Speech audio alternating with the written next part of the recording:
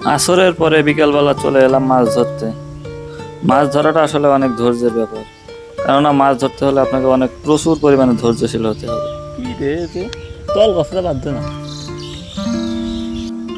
আকাশ কিন্তু বেশ একটু মেঘলা মেঘলা, যার কারণে মাছ আসলে সেইভাবে খাবার খাচ্ছে না। আকাশে মেঘ থাকলে নাকি মাছে খাবার কম খায়।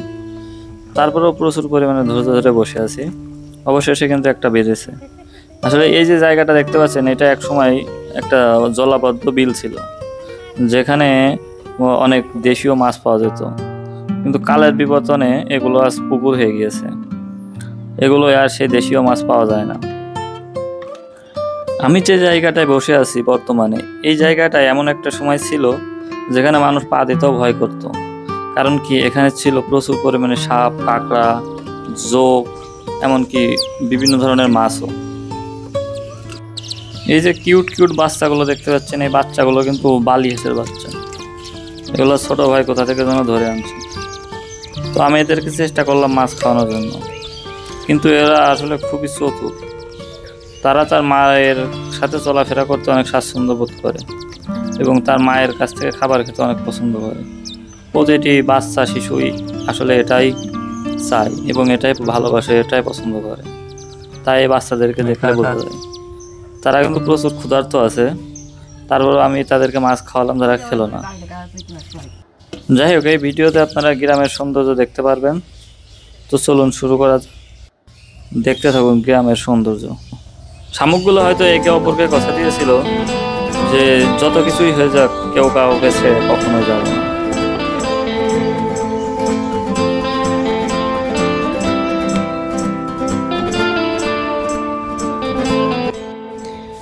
আমি যখন বাড়িতে থাকতাম বা যখন বাড়িতে থাকি, এই গাছের নিচে এইখানে বসে বেশি সময় পার করি আমি।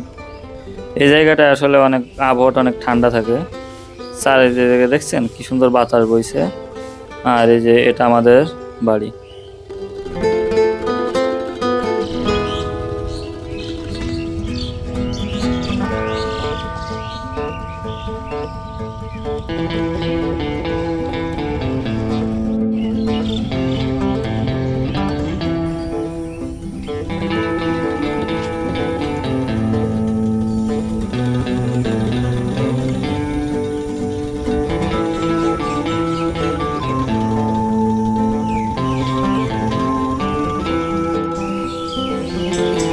জাম গাছগুলোতে দেখুন, লক্ষ্য করলে দেখতে পারবেন, যদি একটু জুম করে দেখাই, প্রচুর পরিমাণে জাম আছে। আসলে খাওয়ার মানুষ নাই, এগুলো নিচে পড়ে পড়ে নষ্ট হয়। আর শহরে এগুলা অনেক চড়া দামে কিনে খেতে হয়। যে গাছে দেখুন খেজুর।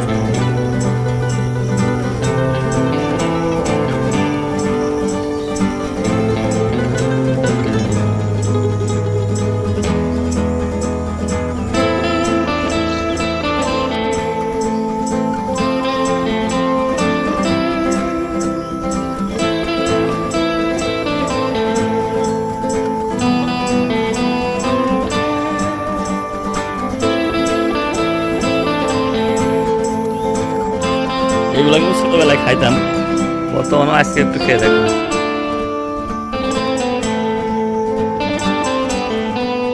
এই সুন্দর গাছটি দেখতে পাচ্ছেন, এই গাছটি যতটাই সুন্দর ততটাই ভয়ানক।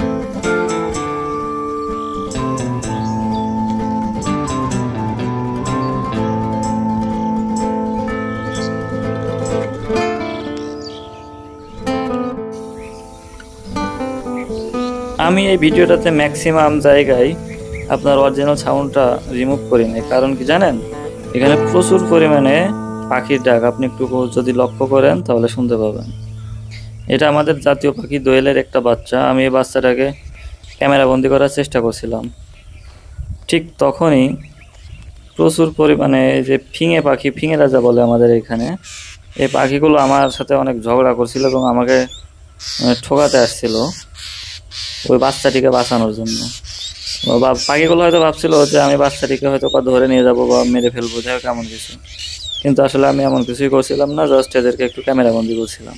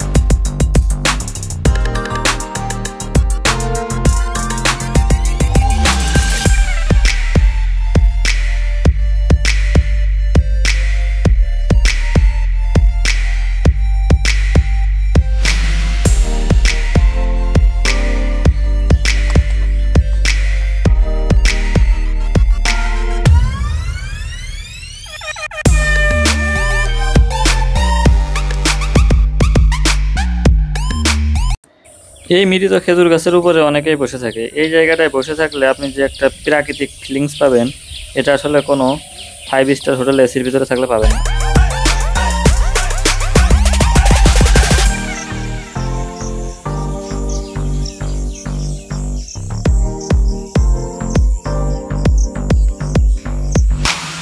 এই জিনিসটা আমি আসলে খুব খুঁজছিলাম ছোটোবেলায়, এই জিনিসটা আসলে খুবই খাইতাম। এগুলো পেকে গেলে খাইতে অনেকটা মিষ্টি মিষ্টি লাগে।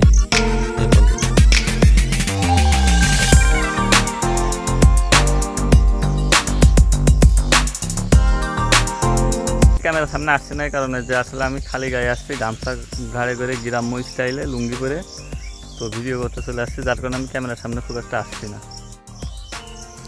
আর আমি চাইতেছিও না যে এত সুন্দর একটা প্রকৃতির সৌন্দর্যের মাঝে আমি একটা অসুন্দর মানুষ বারবার আপনাদেরকে বিরক্ত করি।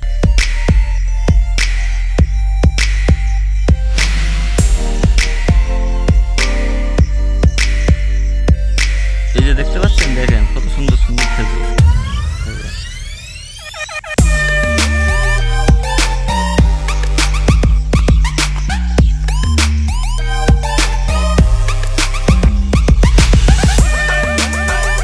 আর এই যে সে খেজুর গাছ দেখছেন, গ্রামের সৌন্দর্যটা কোথায়।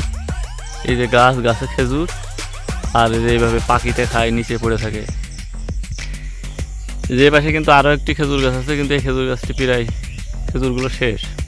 আমাদের ঝিনাইদহ জেলায় যদি একটু লক্ষ্য করেন, দেখুন কি পরিমাণে খেজুর গাছ। এই যে দেখুন, এই যে দেখুন, এই যে এটা খেজুর গাছের গোড়ায় আবার নতুন খেজুর গাছ। আরও যদি দেখাই, এই দেখেন এইগুলো কিন্তু অসংখ্য খেজুর গাছের ভিতরে আছে। দূরত্ব বেশি হওয়ার কারণে ঠিকভাবে মতো দেখা যাচ্ছে না। এই যদি একটু জুম করে দেখাই, দেখুন।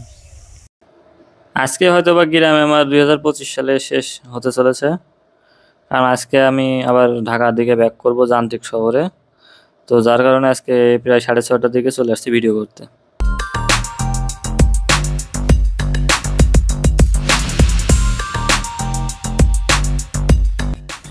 এই কিউট গরুর বাচ্চাটিকে দেখতে পাচ্ছেন, ওর বয়স মাত্র 3 দিন। এদের সবাইকে রেখে চলে যেতে হবে যান্ত্রিক শহরে। আমাদেরকে নদী পার হয়ে ঢাকা যেতে হয়। তো ভিডিওটি কেমন লাগলো সবাই আশা করি কমেন্টে জানাবেন। আসলে আমি সেভাবে আপনাদের থেকে রেসপন্স পাই না।